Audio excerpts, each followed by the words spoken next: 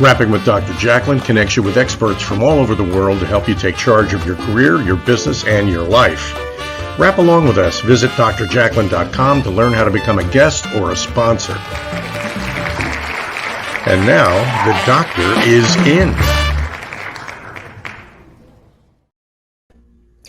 Hello and welcome to USA Global TV and Business Talk Radio. You are watching Celebrate Great Britain Royally Rich Show. I'm Dr. Jacalyn Kerbeck, and each week we bring you information celebrating our two great countries, the United States of America and the United Kingdom. We are so happy to have our stars of our show here. Each week they bring amazing guests, and I'm not going to say anything more. Let's bring them out. Welcome, Helena and Ian. So nice to see you both.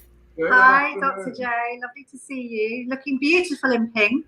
Absolutely. Thank you. Someone suggested I get in touch with my feminine side, so I am working on that. Well, you certainly have today. Yeah, That looks fabulous on you.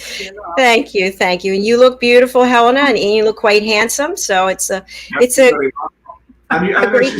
One of us got the email about colour coordinating with you this afternoon. You know that I'm not going to say it.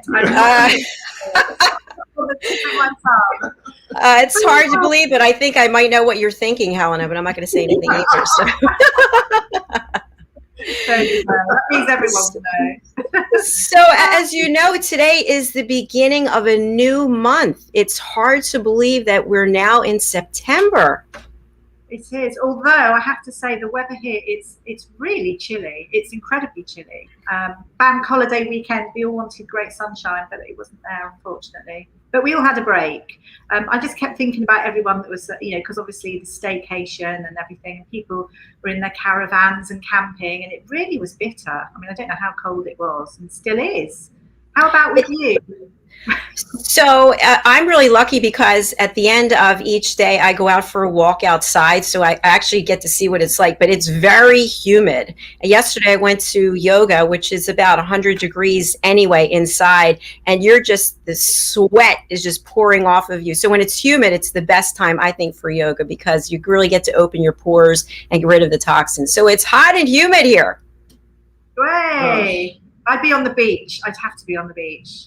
Oh, so you love the beach. So do you just lie out and get a lot of sun, or do you cover up? What do you do? I like to be out. I mean, I'm lucky to have a garden, so I've spent time in the garden, and that's me doing things and planting things, and just it's just a really lovely feeling when you've got the sun on your face. I call Helena my sundial. Because wherever the sun is, anywhere in the sky, any time of day, Helena follows it around. Not every time of day. I like to have a coffee. If I go and have a coffee out, I love to sit somewhere sunny and just think my thoughts. It's my favourite time. It does make you feel better to have the sun on your face, doesn't it? It does. It does. So we've had the news. There's lots of different news flying around, but we don't always listen to everything because, as we know, there's a lot of fake news, and we don't like to be embroiled in little spats, to create media. But so it's quite gentle news, really. So we've got Duke and Duchess of Cambridge with their children, George, Charlotte, and Louis, have spent time with Her Majesty the Queen, which has been great. They've been in Balmoral, so they spent the bank holiday there, just playing, running, rolling down hills, and the Queen, absolutely, yeah. And they've just had a really lovely time out and about. And Prince William adores it there. It reminds him of his childhood, where they had, barbecues and. There were dogs and they swam in the locks, and as he says, there's lots of midges, but a really lovely fun time, and he wants that for his children, which I can imagine is beautiful. We've not actually been there, have we? It was his birthday the other day as well, wasn't it, George? I think. Yeah, that was a while ago. But I mean, that's all the fun things. He loves it there, but of course. One of the negative sides, as he learned about the death of his mother 24 years ago. So the late Princess Diana, can you believe it? 24 years yesterday that she passed. it's interesting because I remember exactly where I was and what I was doing when I heard the news. I'm sure you do as well. Yeah, definitely. It's just one of those, gosh, tragic. But yeah, I mean, myself and Ian, we were going to go. So we've still not seen the statue in Kensington Gardens, which is very naughty. But we were going to pop along and take some pictures. No, it's not. Bad statue. I don't know. There's something about that statue, but I'm hoping that when I actually see it, that I'll fall in love with it, because I'm hoping it's going to show strength. Because at the moment I'm not too sure, but we were going to pop along, but we didn't quite make it. We'll see. Yeah, we'll let you know. So a question I have about Princess Diana, I think, loved the Ritz Hotel, and I've been fortunate to go there a couple of times, but it was under renovations. Do you know if they were ever finished? Oh yeah, no, the Ritz Hotel, mind you, it's constantly, because it's a very old hotel anyway, so I think they're always doing renovations or with those types of things. But it's a very famous hotel, in its own right, very close to Buckingham Palace. It's just the other side of Green Park in Piccadilly, the Ritz. So it's like myself, it's an institution. Did you hear that yesterday the Dorchester had a fire? Dorchester Hotel. Really? Oh my gosh. I'm not too sure of I think it must be. I think it's okay. It happened in the afternoon, but I haven't actually got to the bottom of what it was. But that was quite shocking. I had a lovely stay there in March of 2018. So not that long ago. Yeah. That's great. It's quite lovely. I was going to say as well that Prince Charles, bless him, people always have a little jab at him, but people were furious because Clarence House Twitter was posting things yesterday just about Clarence House and little funny jokes on there, and obviously it's 24 years since Princess Diana passed, so everyone was up in arms and outraged. But of course, he's not doing his own Twitter and social media, so as you know, it's just one of those things. But he's been busy in the garden, so I do love Charles, and I love gardening, and that's probably why. So he's always planting trees and involving the grandchildren. He has a little bit of a bad back, in fact, does most of his gardening on his knees. I think gardening is hard work. It's hard on your back, and I think especially if you're pulling weeds and you're digging, it is a physical exertion. It is. I love it. Oh gosh, I just love it. I love seeing the transformation as well. What's in your garden? Oh gosh, I've got trees, flowers, grapevines. Just lots, grass. It's quite overgrown and it's quite wild, and there's a pond. There's different things. There's different little areas, and I feel blessed to have that. I'm really happy. Sounds beautiful. Are you making any wine?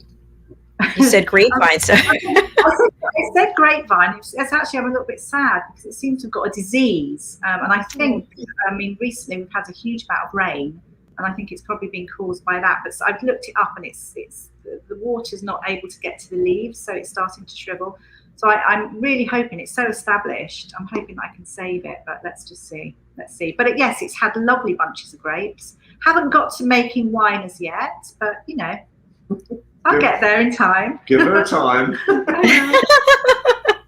Ian, are you a gardener? No. To be quite honest, I enjoy sitting in nice gardens. And many years ago, when I was married, I created or helped to create a jungle, but it was full of very exotic palm trees and everything. But that's as far as it goes. I don't mind sitting up, but gardening, it's like anything to do with renovations of a house. I leave it to the experts. What about sports, Ian? Sports? Well, so he's a sportsman. She's only saying this because she knows I've got bad knees at the moment. It's her way of getting back at me. How long have you two known each other? How long have you been friends? It's about 15, 16 years. Yeah. Now. Yeah, possibly even a bit more. Is it? No, I can't think. It's around about, so quite a while. That's beautiful. It's beautiful. Yes, you have that camaraderie, which is really nice. Oh. Yes, I mean, we're punching each other, but you can't see it. Massive bruises I end up with every week. Do you have your picnic going there today?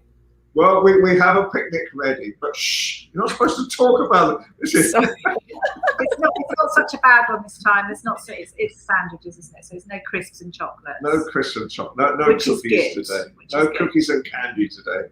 Oh, the past few days we've had too much cookies and candy. I think. Got to get back to my. You both have quite a busy schedule. It is enormously busy in all sorts of things at the moment, and I think it's going to get busier. We're looking at doing some new projects right now, and every time I think, okay, I've got a few days off, that I shouldn't think that. There's obviously someone from a higher plane thinking it's got nothing to do for a few days. Well, fill up his diary. Something appears. And because obviously lockdown etc. has eased, and there's festivals and lots of entertainment's taking place now, and of course because part of what I do is casting and entertainment, so that's coming back as well. So there's lots of different projects, but it's just so lovely to be busy. It's lovely to be working towards things that you're passionate about. So yeah, I'm thrilled. And we've got a guest in a couple of weeks' time. He's a priest. Oh. And I was at his church last night because the borough where the church is in had hired this 30-foot high, and it's a work of art, image of the moon. And it's lit up at night, and 20,000 people have come to see this moon in the past 2 weeks. And so it's brought a lot of people into the church as well. But he is such an enigmatic figure as well. And so we've taken pictures of him with the moon, and then he's one of our guests in 2 weeks' time to talk about all the different things that he's done to save his church. He's fabulous.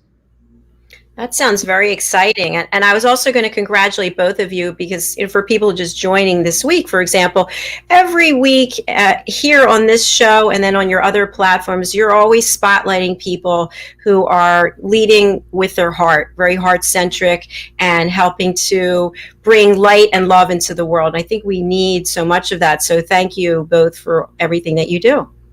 Thank you. Thanks for acknowledging that. That's great. And you as well. We will throw you back that ball. There you go. It would be fun someday to have a catch, wouldn't it? Like just a little in person. We need to get some tricks. That's good. I like that. Yes, so definitely. We've got some great guests today as well. And in fact, we have got some guests lined up over the next few weeks, which is good. We have. But today we've got some nice surprises guests coming up. Yeah. I'm very excited about that. Let's take a quick break, and then we will come back. Who is our first guest?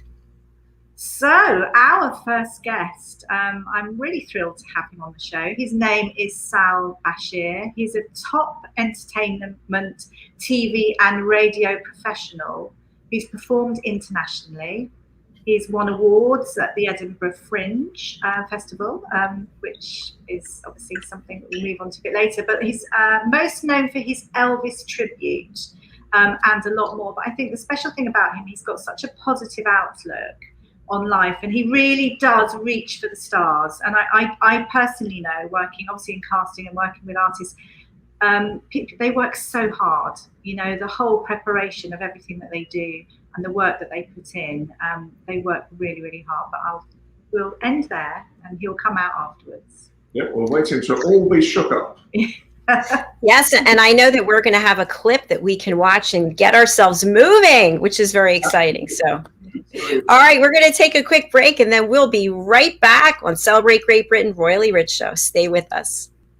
Hey everybody, my name is Ralph Graves Jr. I'm the host of the Ralph Graves Jr. Show, and I want to invite you to pick up my book, Unstoppable. I wrote a book called Unstoppable. It's 7 universal laws that will transform how you pursue and achieve success. The one thing that my 20 years of law enforcement has taught me is that no matter who you are, we are all governed by universal laws, like gravity. But in this book, we're going to talk about laws like the law of forgiveness, laws like the law of control, the law of intelligent practice, the law of expectancy.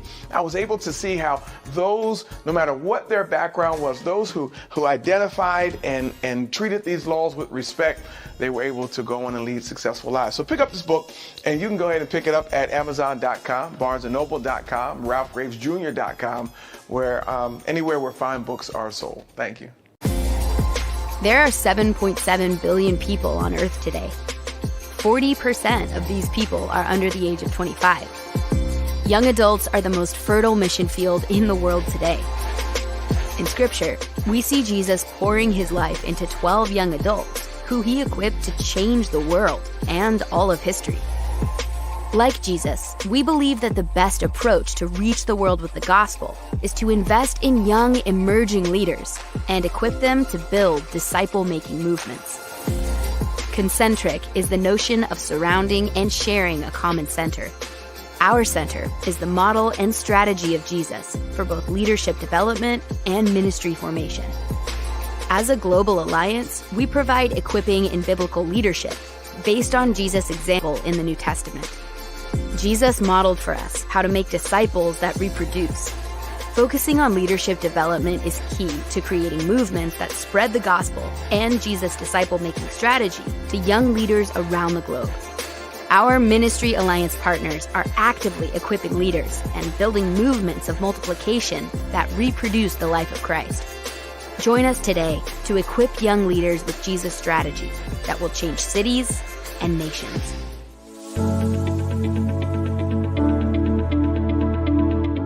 The session that we had with BCAT was really entertaining and enlightening. We were able to put together some very specific steps that we as individuals can take, and it was really fun to all come together and see sort of where we're going as a team and how we can all get there together. We had a tremendous experience with the BCAT partners. One of the challenges that we have as an organization is to make sure that we have the right people in the right chairs doing the right thing. To do that well, you have to have synergy. You can try to dream up ways to make sure that your group does that, or you can rely on experts. We would recommend BCAT partners to anybody who's looking to take their organization to the next level.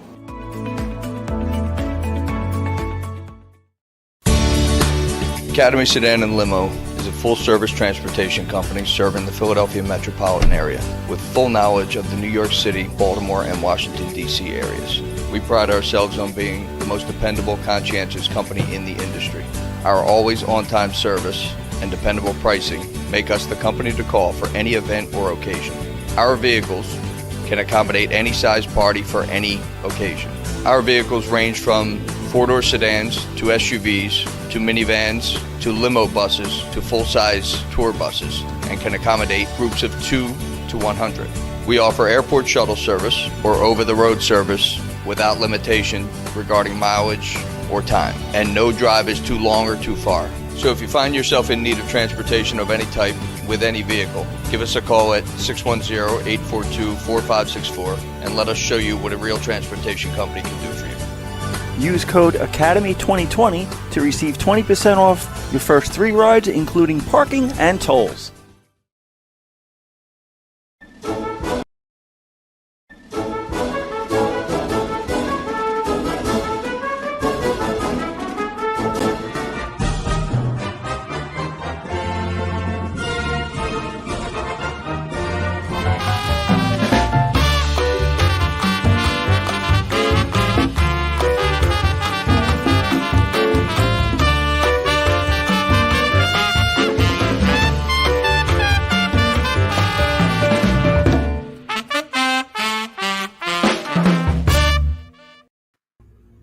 Hello and welcome back to USA Global TV and Business Talk Radio. You are watching Celebrate Great Britain Royally Rich Show. And the stars of our show are here today, legends in the media industry, Helena Chard and Ian Pelham Turner. And the best thing is that they're both really humble, really wonderful people who are focused on bringing stories to light, stories that need to be told, people who are leading with their heart. So welcome back to our second segment. Over to you guys. Bless you, bless you, bless you. So we had the intro for Sal, and I think we should bring him out. He's an incredible artist. He is humble. He works incredibly hard. And he makes us really happy with his music. Here he is. Hi, welcome. Good morning, New York, and good morning, North London. Hi, guys. I hope you're fit and healthy. Hope you're well. We are extremely well. Thank you. We hope the same for you.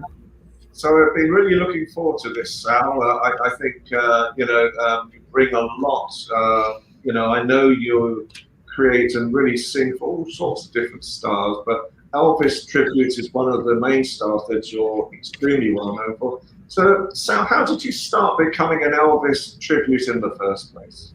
Well, it was many years ago. I was born and brought up in Canning Town, East London, and we had a pub across the road. And from the pub, I could hear lots of different types of music, which was not the kind of music that I was hearing at in my home. I was hearing Punjabi and Hindi music there, but this pub played some fantastic songs from the jukebox, and that was my first influence from exposure to rock and roll music and Elvis and the 50s and 60s. So that stayed in my mind, and I think when I turned 14, I started to sing Elvis and rock and roll music, but I actually went out on the circuit in 1998, so 23 years ago. Some influences came from jukeboxes and bands and singers that played across the road in that public house. Amazing.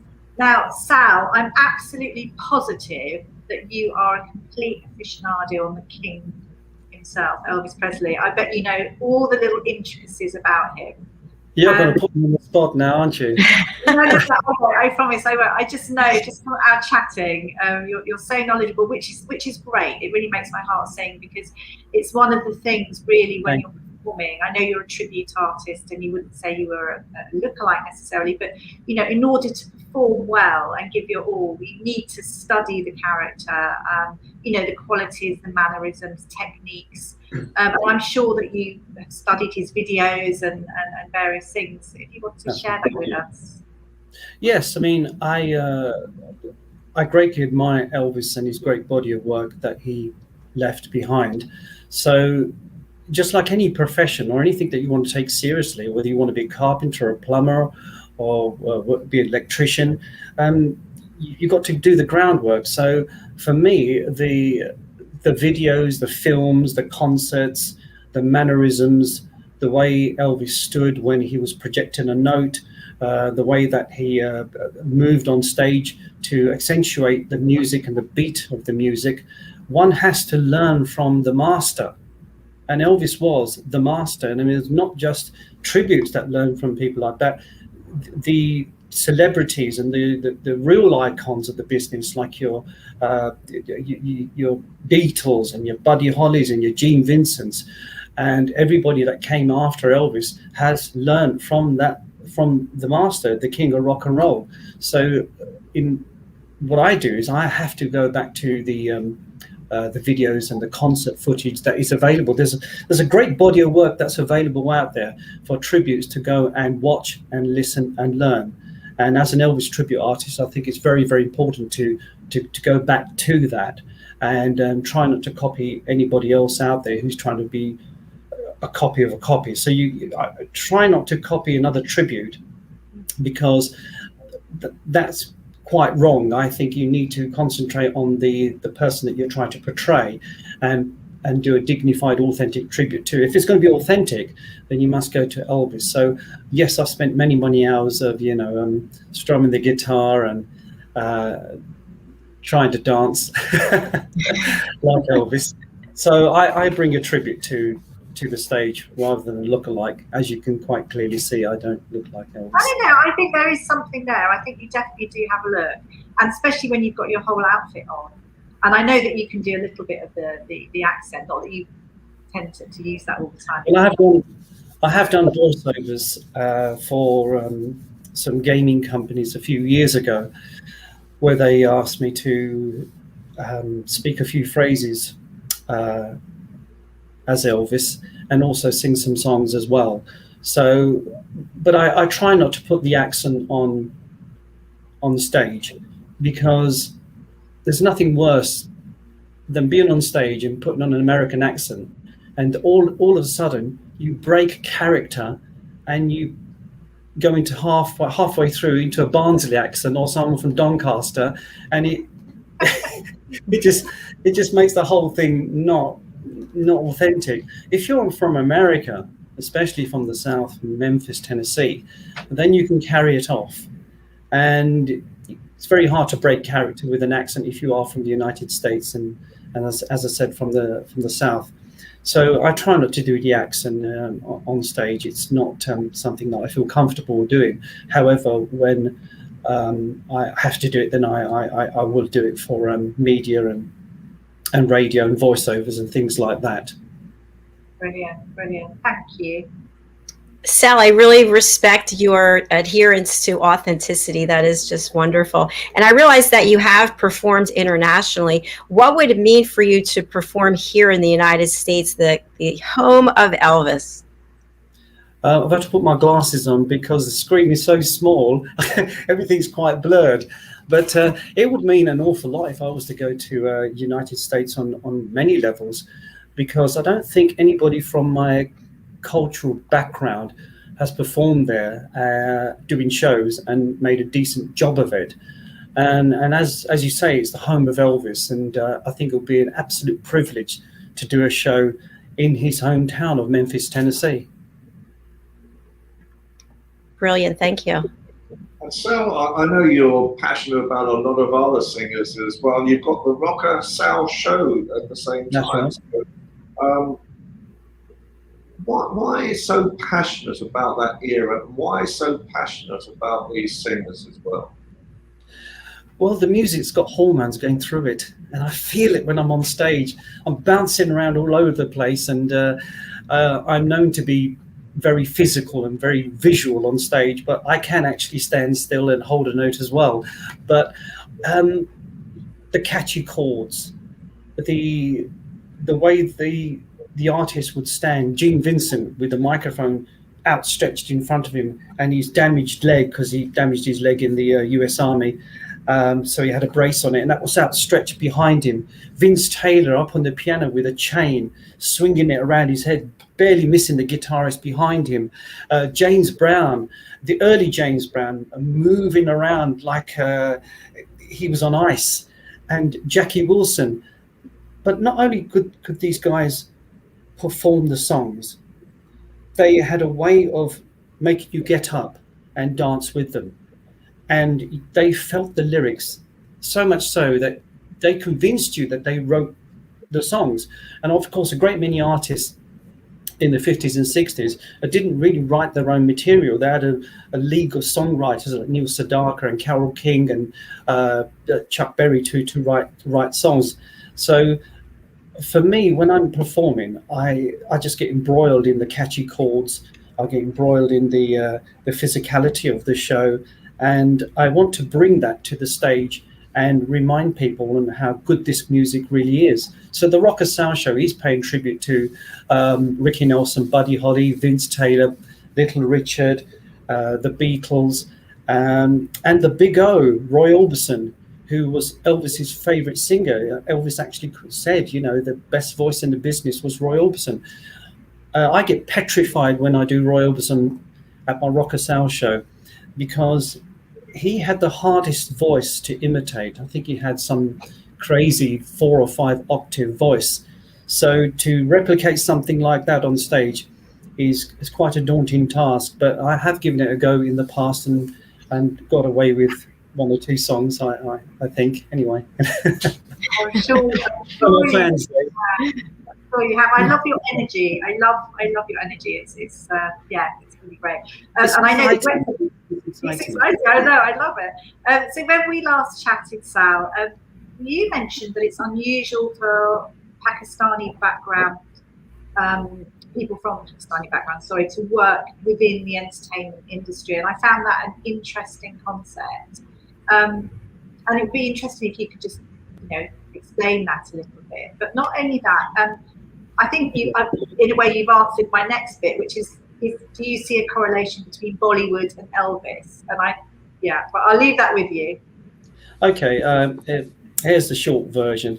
In my culture, the entertainment industry is not viewed as a career, at least it wasn't many years ago. You was encouraged to get a proper job, and that meant being a doctor, a lawyer, a barrister, an accountant, in addition to having a degree. The stability of all this ensured good marriage material and support for the family that would come later. With Bollywood and Elvis, well, it doesn't surprise me, because if you look at some of the old Indian films back in the day, almost always the lead character had some Elvis in him. Two characters come to mind, Amitabh Bachchan and Shashi Kapoor, very famous Indian actors. And they were very well aware of Elvis's looks, because you've only got to look back at those films and you can quite clearly see, excuse me, that they will copy Elvis. So Bollywood and Elvis is hand in hand. That's great. It's really interesting. I love that. And I know that we've got a clip, in fact, of you performing. Have you? It might be. What's that then? I think that I believe from looking at it that someone in the audience took a little grab of a few clips, and it's, I think, at the 100 Club, is it? So yes. Well, the 100 Club is one of the most famous venues in the whole world.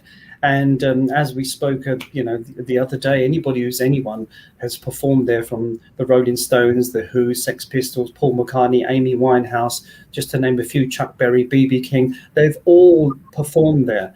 And I've been performing there for the last 10 years. In fact, on the 11th of December this year is my 10th year at the 100 Club, and I will be supporting the fabulous Lounge Swingers, who are a fantastic act in their own right. And I'm very privileged to be part of the lineup for that particular day. And the 100 Club is buzzing. It's as this clip will show, everybody gets very excited indeed when they hear a bit of Elvis. All right, let's take a look. I have a little disclaimer. Get ready to start moving when you hear this music. All right. Here we go.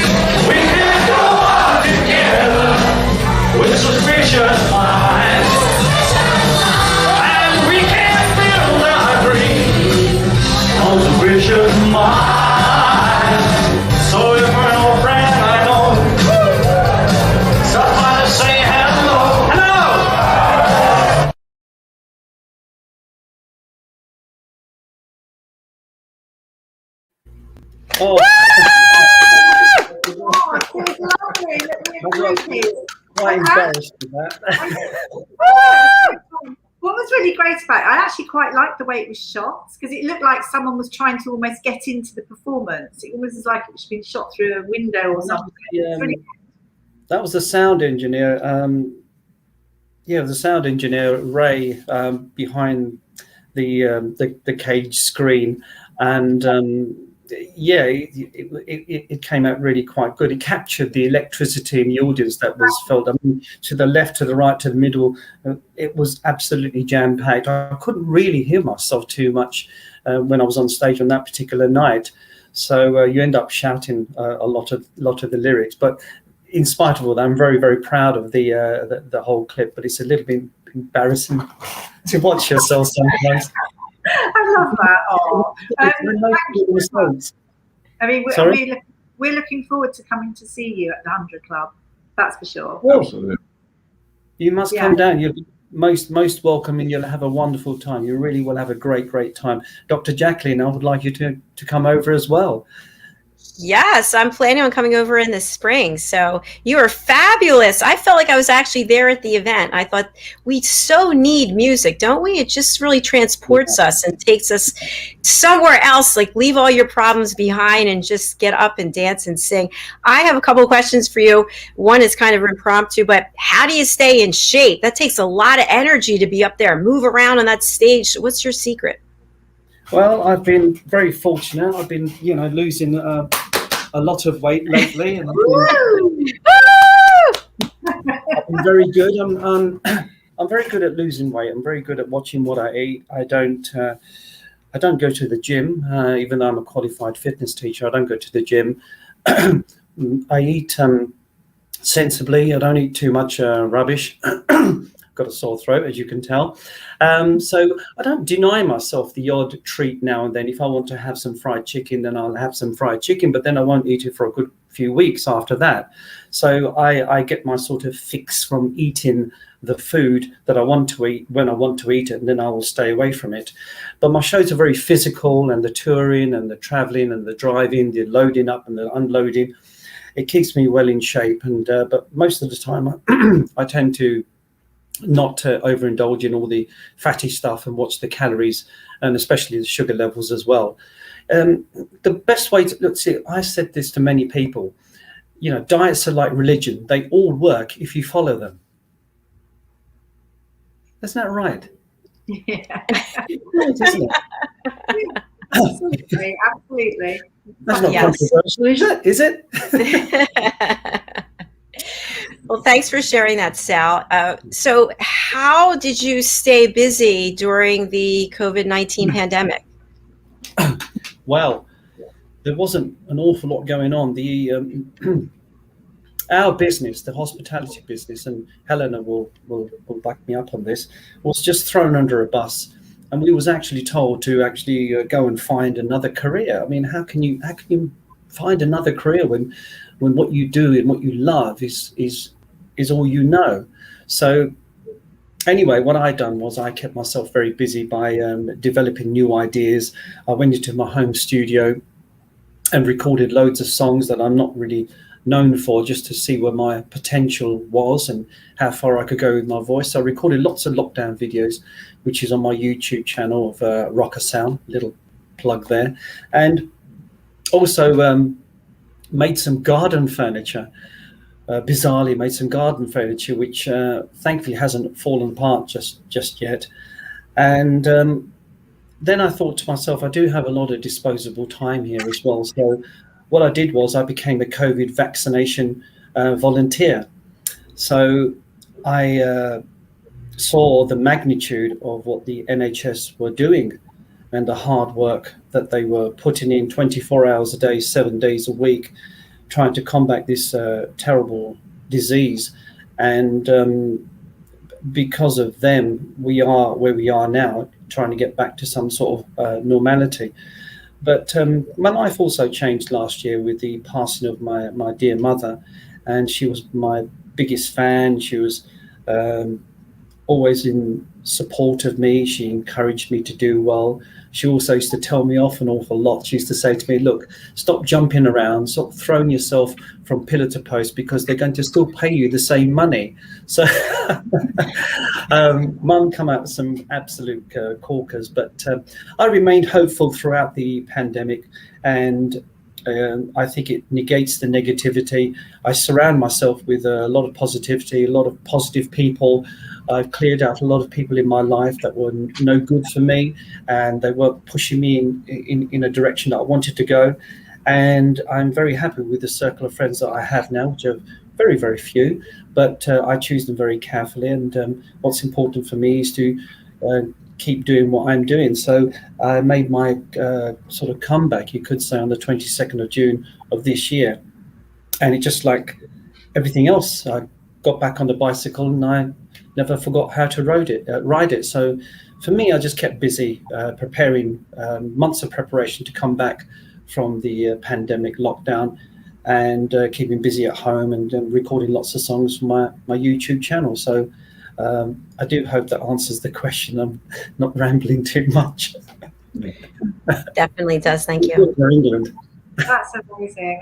That's Sal, yes, sir. The passion comes through totally in everything that you're doing as well. So was your upbringing in that way? In other words, the passion that you have, did your family, you're saying your mother supported you, but was it important for the family to support you? And has it given you that passion now to really go further and further in this industry? Well, my passion is what drives my career, and is, I'm glad that you guys have picked up on that. I want to keep Elvis and rock and roll music alive and promote it any way I can.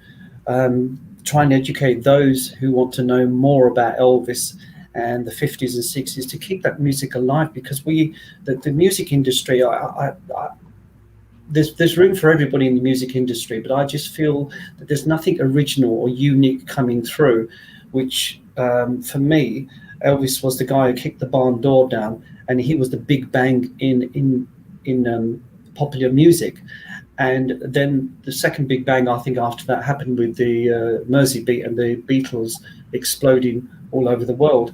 I suppose punk was the next one in 1976. So there was this sort of, let's keep this music alive, because everything owes something to another generation. And I think the Olympic torch, if I can use that phrase, from Elvis was handed down to the Beatles, and then it was handed down to another generation.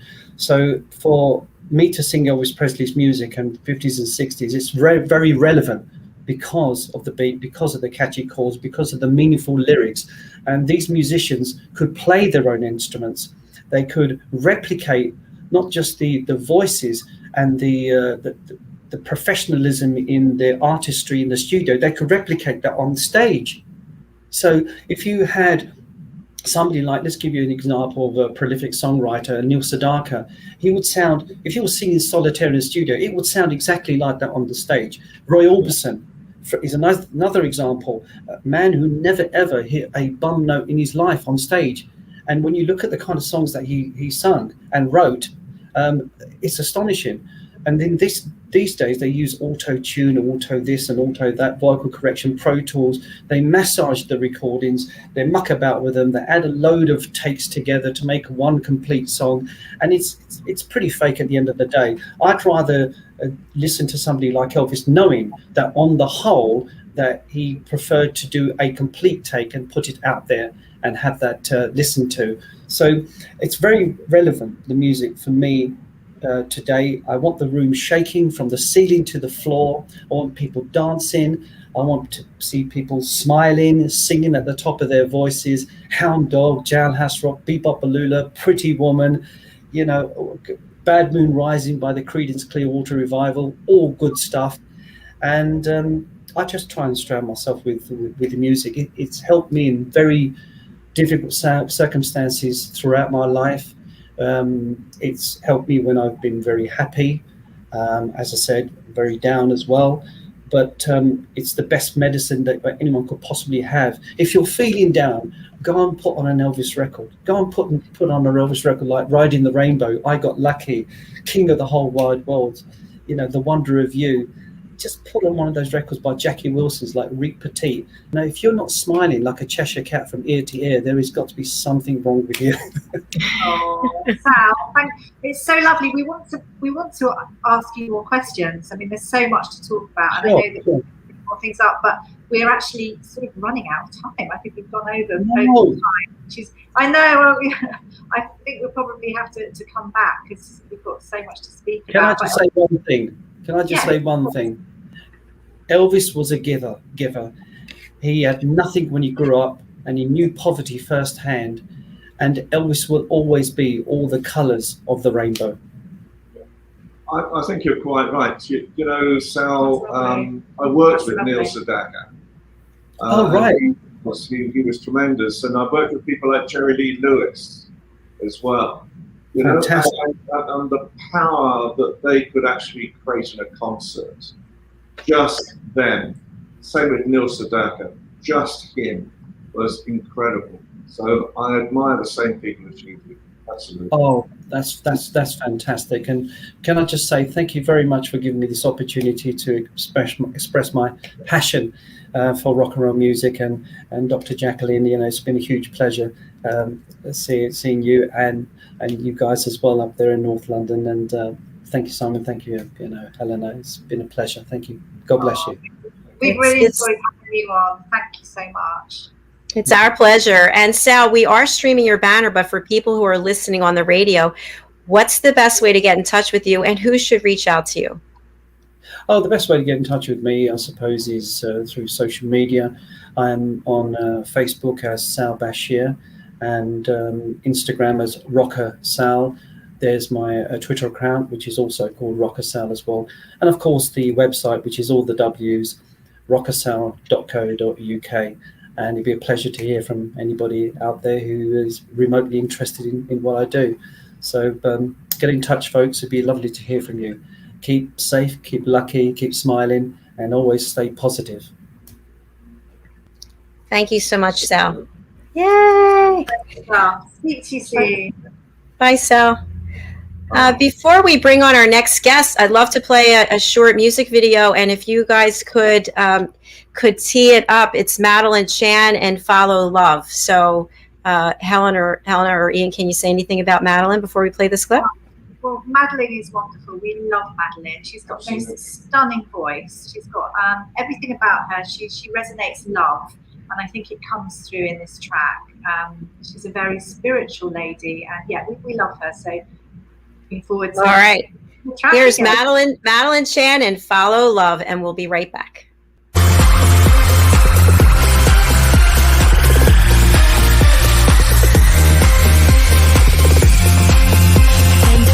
By your love, what you're giving me is just not enough. I need a love to take me higher and higher and higher. Every step I take, I feel more awake. Getting closer now, I feel so alive. Stopping me, this is how I live. Ever closer now, just follow love.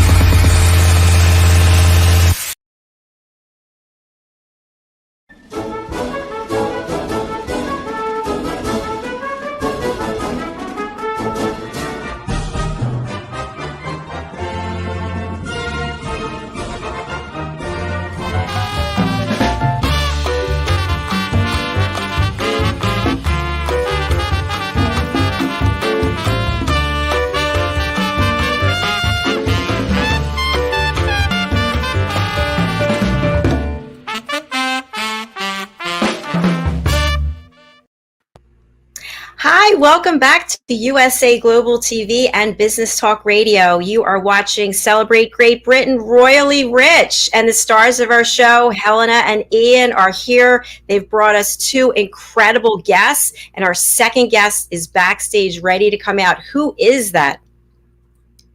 So we have the fabulous Simon Mcdonald, who we have met before. He's great. He's our Scotland correspondent, but he is full of so much information. He works for the Inshore Fisheries group and Action Group and various other things. But he always brings us some fabulous tourism news to do with Scotland and offers so much. So let's bring him out, the wonderful Simon Mcdonald. I just want to say the last time he was here, he was in a kilt. So let's see what he is sporting today. Hi, Simon. Hi there. It's lovely to be back. It's like coming home now. You're looking quite dapper today, as always. Oh, thank you, and so are you. And Helena, you're looking absolutely stunning as well. And yes, I like your pink color coordination there, Ian, as well. Oh no! Well, you're the golden Simon today. I can see that. That's it. I'm the golden Scot today, and there's a reason behind that as well. So Simon, so lovely to see you. And I have to go straight into something very, very cute. So we hear that you have an exciting new addition to the Mcdonald family. And we have some pictures. I don't know whether there's a little fluffy monster with you at the minute, but we certainly would love to show pictures of Islay. If you could tell us a little bit more. Right, it's Isla. Isla. Yes. After the island, the island of Isla, which is not far from here. I'm so sorry. I think it was the spell of magic, and Islay sort of went with that somehow, in my head anyway. Yes. Little Isla. It's very beautiful. Known for its whiskey.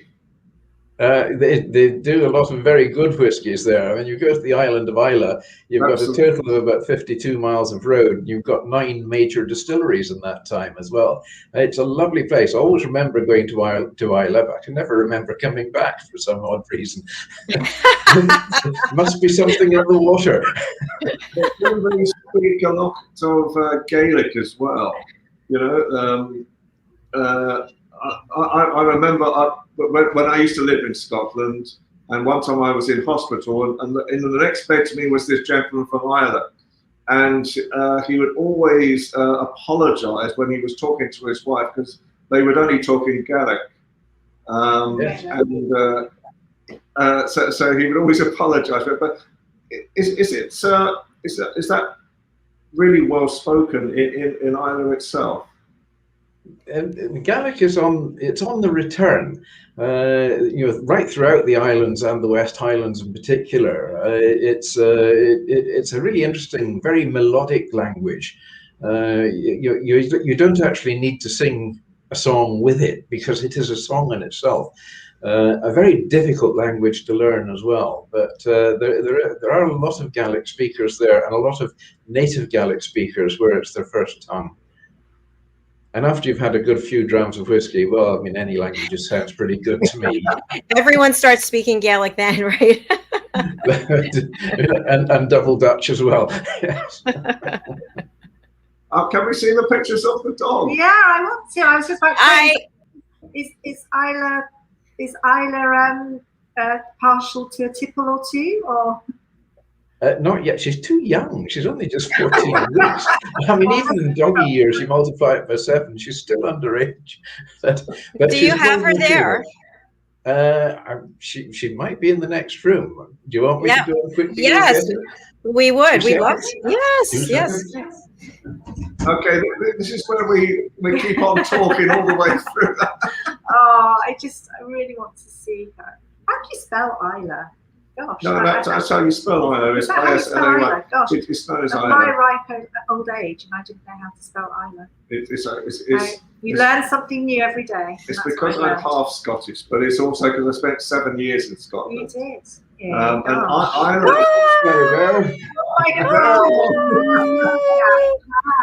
So beautiful. Hi, Isla. Isla.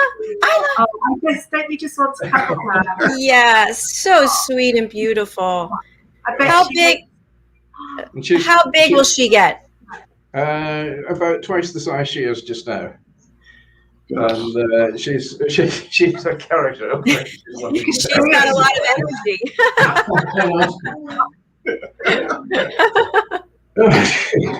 Yeah, so she actually feels quite heavy just now. She's about 12 and a half, 13 kilos in weight at the moment, and growing by the hour. I just have a quick question, a segue. So I've interviewed someone, she's a specialist for canine nutrition, and she was talking about the importance of feeding your dog a raw diet. So I'm just wondering, do you feed her salmon? Well, I mean, in this household, we all eat salmon, and there's plenty of it here. Salmon, and she loves lamb as well. Oh, good. Yes, but in this household, you've got to like to eat salmon and fish in general. I eat it every day. It's part of the job. It's part of my life. So, but no, with Isla, she's great fun, and she's a steep learning curve for her in all matters of life just now. Every day is an adventure, and as earlier on we were talking about gardening there. She's one of the greatest extreme gardeners I think I've ever come across. She's an expert at pruning roses and any other thing that takes her fancy at the time as well. Oh, it's great. Now then, Simon, there's a Scottish version of Route 66. Americans will be pleased to hear as well. But Yes. This version has not been going down too well with some of the locals. Please explain. Well, it's the NC 500, and we actually have a Route 66 here as well, just not far from the house. But the NC 500 is the controversial one. We're getting absolutely swamped with camper vans this year because, well, with travel restrictions and so on, everybody's staycationing, holidaying at home. And so rather than traveling abroad, they're all hiring the camper vans or buying camper vans, and they're coming up on this famous NC 500. And the unfortunate thing about it is, I mean, these great big camper vans, the roads are too small and they're very narrow, and it's causing massive problems about roads getting jammed up and accidents and people not being able to reverse them properly. In particular with a caravan, you try doing that on a single track road, a 9-foot wide caravan and a 6-foot wide road, it doesn't always work out. So and we have had a bit of a problem with people dumping rubbish behind them, and it's so sad when you see some of these beautiful lochs and rivers and the mountains and beautiful beaches, crystal clear, and then suddenly you get black bags of rubbish. In fact, sometimes they haven't even been put in the black bag. I just wish these people would realize that the beauty of this area is for everybody. And if they just pick up the rubbish and take it home, the world would be a very much happier place. Yeah. But it is a stunning road. Yes. First of all, I'm a huge salmon fan. I've been posting my salmon dinners that I've been making, salmon a la peaches and salmon a la oranges. So I can't wait to come over there and have some fresh salmon. I'm wondering, it sounds like tourism is booming there. And also you were talking about the campers. It sounds like there's also a lot of distractions for drivers because of the incredible beauty there. Yes, this is another thing, word of warning for drivers. Please keep your eye on the road. I mean, there is lots of scenery there. Keep your eye on the road, and don't go hill gazing too much. Our main arterial road here, we've got two, is the A82 and the A83, which sort of merge on Loch Lomond side. I mean, Loch Lomond is a great drop card in itself. I mean, it is a fabulous place, but there has been an accident causing the road to be blocked there every day for the past fortnight, and people just don't realize that these bends can be a bit blind and so on. Cars coming the other way, maybe people who've come from overseas used to driving on the other side of the road, they forget for a moment and round a corner, and recipe for disaster. But we've got plenty of time here. The scenery will never go away, so you're not going to miss anything. Just take your time, enjoy the place, but be alert for other drivers as well. Thank you so much. It also sounds like a great takeaway is be respectful of the earth and the incredible beauty that we have, because if we don't take care of it, folks, it's going to disappear, and it's going to affect all of us more than we know. That's it. If we don't take care of it, it won't take care of us. Absolutely. That's my sort of philosophy for the day. Simon, it's something slightly different that I noticed talking about beauty, and I've heard that Marvel's Secret Invasion series, which is a new filming that's about to start, is actually taking place in Scotland. Have you heard about this? Well, I mean, we've had a lot of movies being made here. We had Harrison Ford in Glasgow just recently. There's this. I mean, Scotland is a great place in the movie world, in particular when you get into the Highlands. Or I think this new movie is being done on Loch Lomond side as well. But you can pan around 360 degrees in a lot of these places, and you won't even see so much as a fence post. It's raw, natural beauty, and it lends itself so much to the movie world. And we've got great movies here. Braveheart as one of them, Loch Ness, Rob Roy, all the Scottish historical ones. Many movies here. There's been several James Bond films done here as well. So the most notable one was probably Skyfall, where there's a very large proportion of that was filmed in Scotland, and just not very far from where I am. So it's the tremendous movie opportunities in Scotland. So were you the man with the golden touch then in Skyfall? Well, I'm the man with the golden dog, so I had to dress like a golden retriever myself. And just as well, I know that how important the fishing industry is to you in Scotland as well, and how you are on the fishery office at the same time. How is the fishing industry going at the moment? Is it starting to find ways forward again? Because there were problems a little while ago. Oh, we've been through the ringer this year. It's been a very tough year for the fishing industry. Not least Brexit, but then we've had COVID. We've had several market collapses into Europe as well, particularly last Christmas.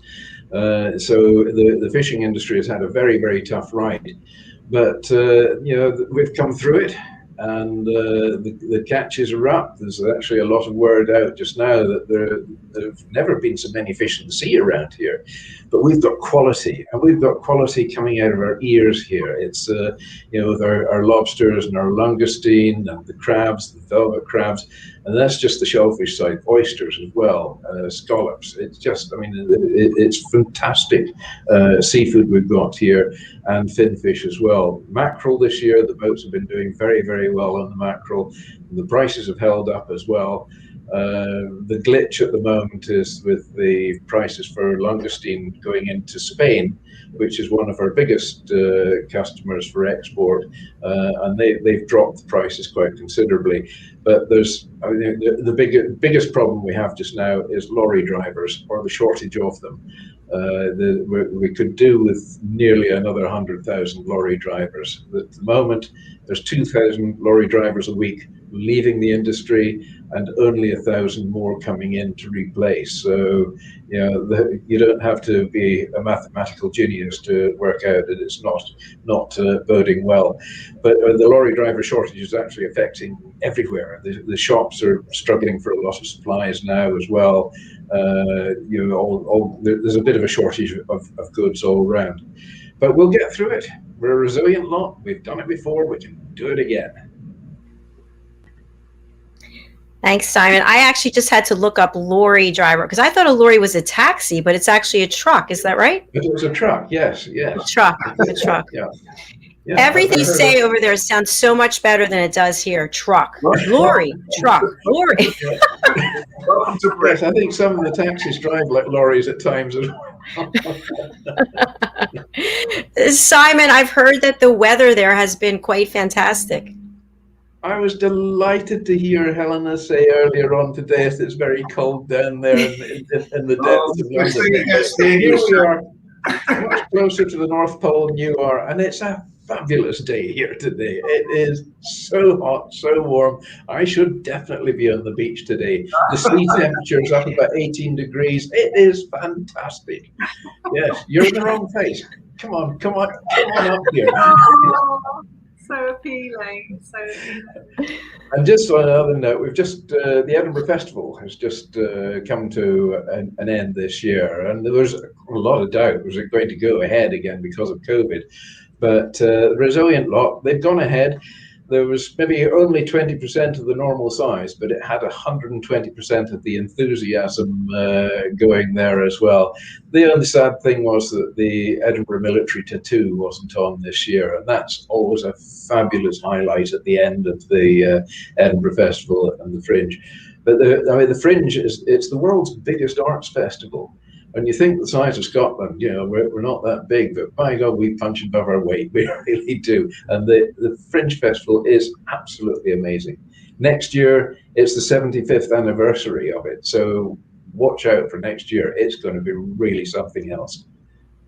We look forward to that. Interestingly, Sal, who was on previously, he performed at the Fringe Festival, not recently, it was a few years back, and won an award.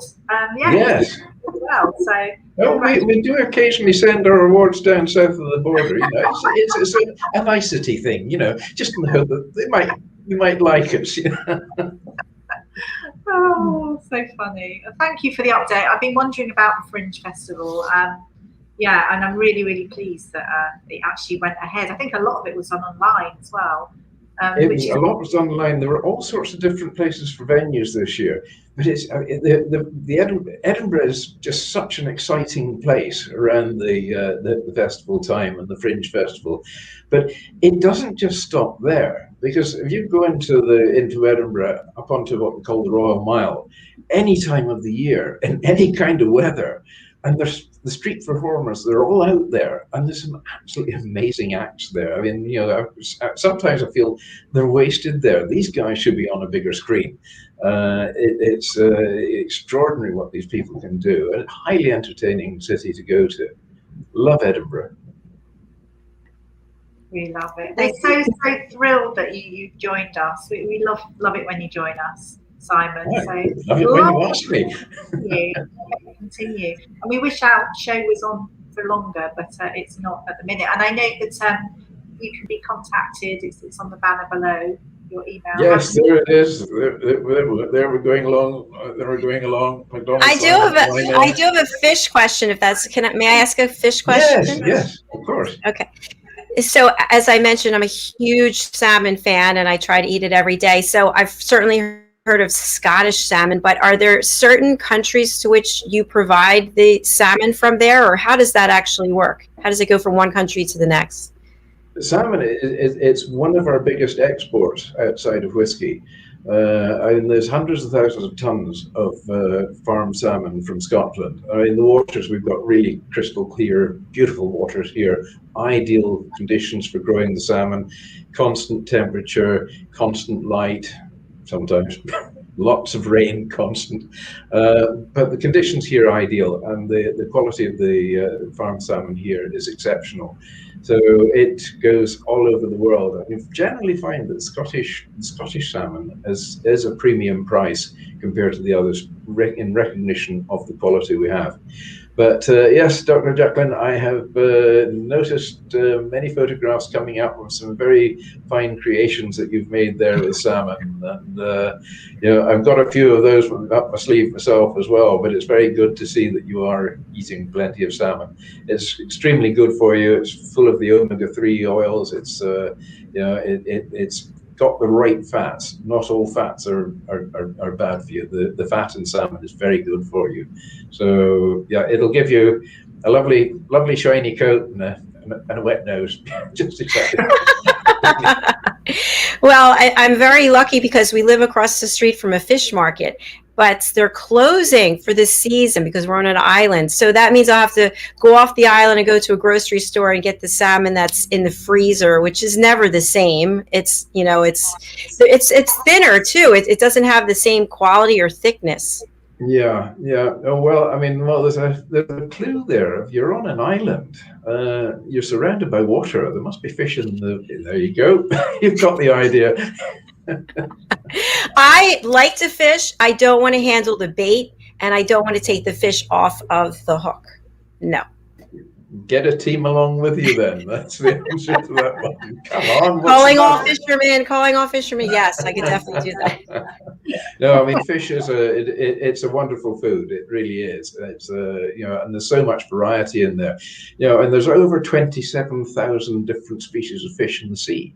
Wow. In my days of processing, I got through quite a few of them, but it'd be a lifetime achievement to get through a quarter of them even.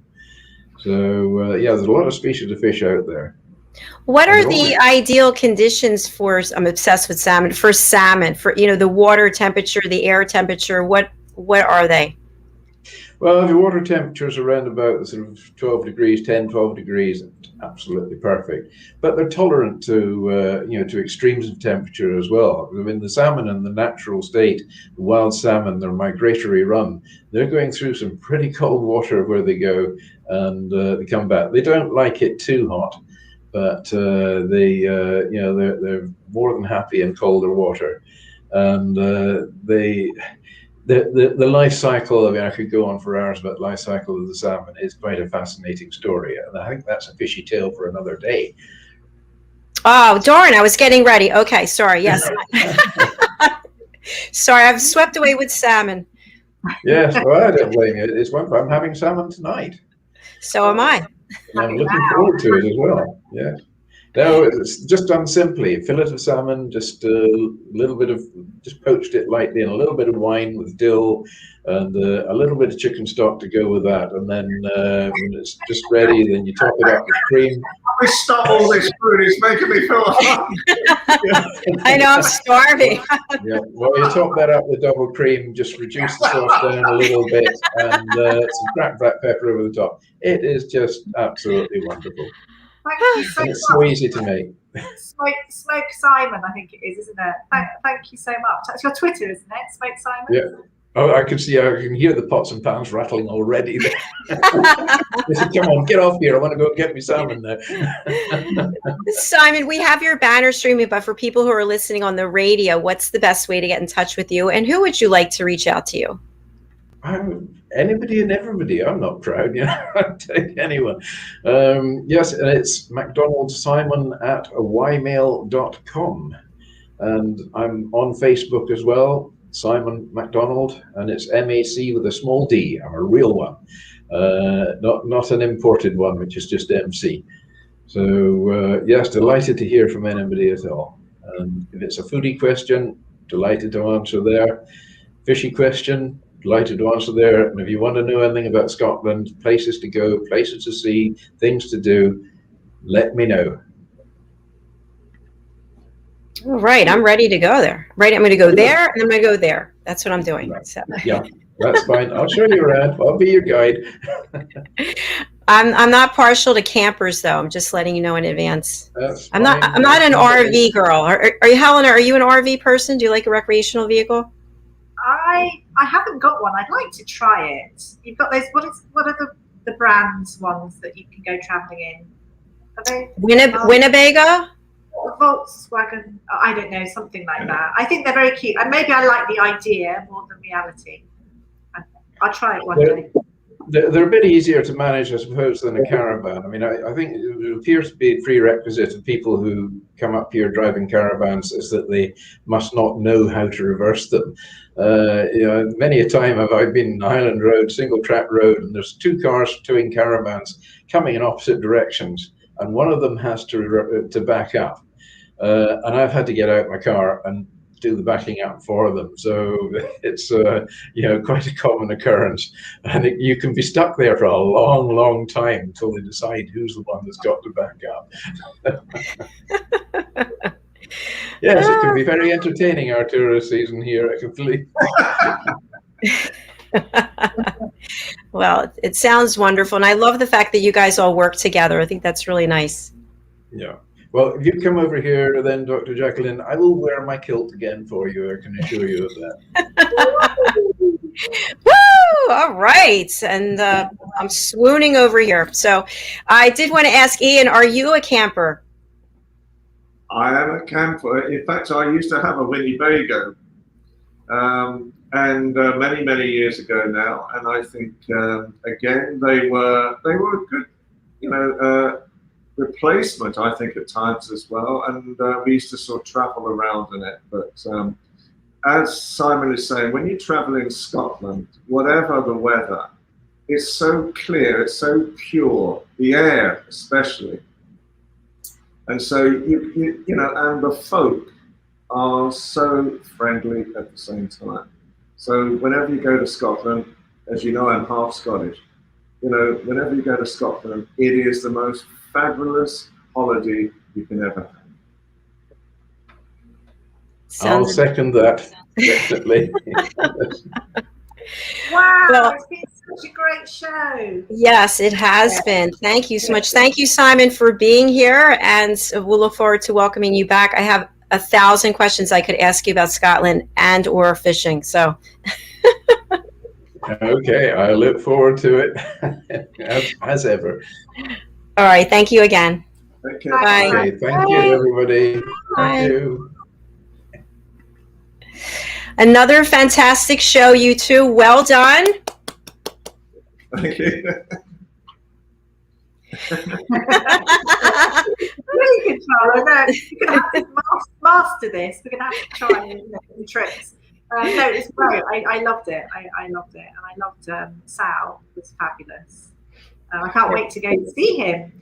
He's performing quite soon. And I know that he's performing this year as well at 100 Club, so that should be fun. It's not too far from us. So it's going to be good. So all the venues are completely open then? Not all the venues, but a lot of them are open. I think some people are choosing to open a little bit later. I suppose purely financial, because I guess venues, it costs money, doesn't it, to keep them open? They've got to be sure that they've got people coming in. I think more hotels though. Well, I was just going to say, I just got notification today. I've got to find out about it soon, because there is a Pelham hotel in London. And I think it's actually named after my great-great-grandfather, Pelham Turner, who owned Knightsbridge, and I think the hotel's in Knightsbridge. So very shortly, when it reopens in October, the Pelham Hotel, I'm going to go there, and it, by sheer coincidence, and Helena obviously be with me as well, but sheer coincidence, they own 3 very posh hotels in London. So we've been invited to them now to go and have a look at these wonderful hotels. So obviously London is opening up. Affiliated with the Gore Hotel. I've worked there a few times, so that's exciting. Yeah, everything's opening up. So, woo.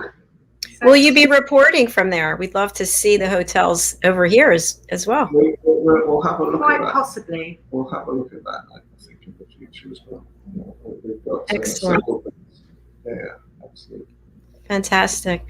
All right. Well, that's the conclusion of our show for today. And thank you, everyone, for joining us. Anything, Helena or Ian, you want to leave our audience with?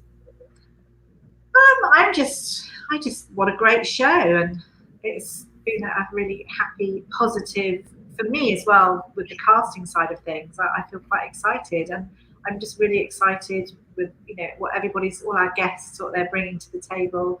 And long may the show continue, Dr. Jacalyn. And I think the greatness about this show is we are positive. It shows the positive side of Britain, it shows the positive side of America, and right now, don't we need it? Oh. Yes, so well said. Thank you.